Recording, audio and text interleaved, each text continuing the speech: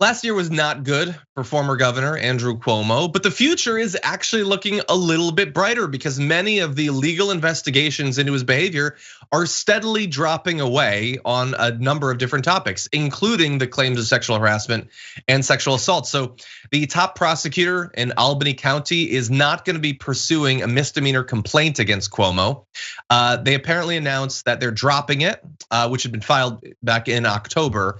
Now, why is this? Well, Brittany Commisso, former assistant to Cuomo, had told investigators for the AG's office that Cuomo had grabbed her buttocks during hugs and during an event at the executive mansion, reached under her blouse and grabbed her breasts. This is activity that obviously no one thinks is in any universe acceptable. But the complaint will be withdrawn, and the district attorney is going to close the investigation, saying that he found her credible, but that the available evidence wouldn't allow his office to meet the burden of proof. So he's saying, hey, I believe that she's telling the truth, but we can't prove it apparently in court. And so that is now going away. We had recent decisions by district attorneys in Nassau and Westchester counties not to bring charges against him on different misconduct allegations.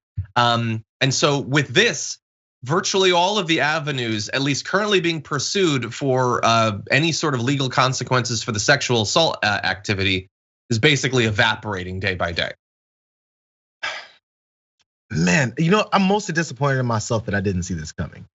I thought it was one of the few times that because of what we're seeing and what has been happening, that there's gonna be some level of a pursuit to this type of justice to come up with something. But it doesn't matter. I mean, the sliver of that hope, I was thinking, well, yeah, they don't really come after Democrats for this type of stuff either, but maybe this time because they really don't like Cuomo. Well, and he had already stepped down, Yeah, it seemed like there was blood in the water, maybe. Yeah, I don't know what I expected. Look, I think that there's still the possibility of civil stuff of maybe the women getting money for the devastating experience that they've been through. And look, his political future obviously is shaky, although don't rule out him trying to come back in a couple of years or anything. But legally, yeah, it's certainly not looking great. Apparently, of the roughly 1,400 cases like Cuomo's brought in a typical year in New York, almost 4 in 10 are dismissed or dropped. So I don't know, that might make you feel a little bit more comfortable with this. Well, look, this is kind of the way it happens. But when it's a powerful, rich person, a lot of people are still gonna think, yeah, but is this like the others?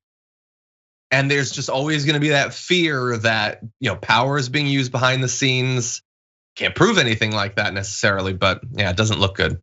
For this freedom-prouding country that's the rebels that go against the grain of the man to start our beginnings, man, we sure do kowtow and bow to the rich and powerful readily on a daily basis, no matter what the topic is, and it's pretty pathetic, honestly. Yeah, definitely. And by the way, so this is the sexual misconduct allegations. He faced a lot of pressure over his behavior when it came to the nursing homes and COVID and all that during the pandemic. The DA is not in Manhattan, is not going to be charging him in that. That came out just yesterday. So we look, and by the way, if you haven't been following this, the state attorney general's office back in 2021 accused the state of drastically undercounting COVID-19 deaths in the facilities.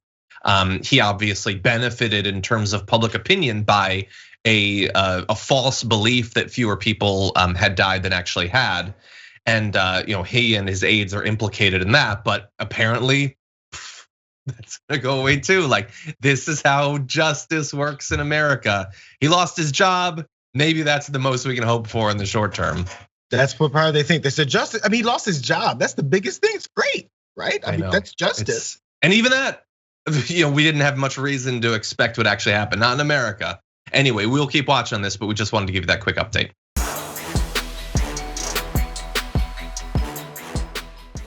Check out the Damage Report podcast each day, wherever you get your podcasts, whether Pocket Casts or Stitcher or iTunes.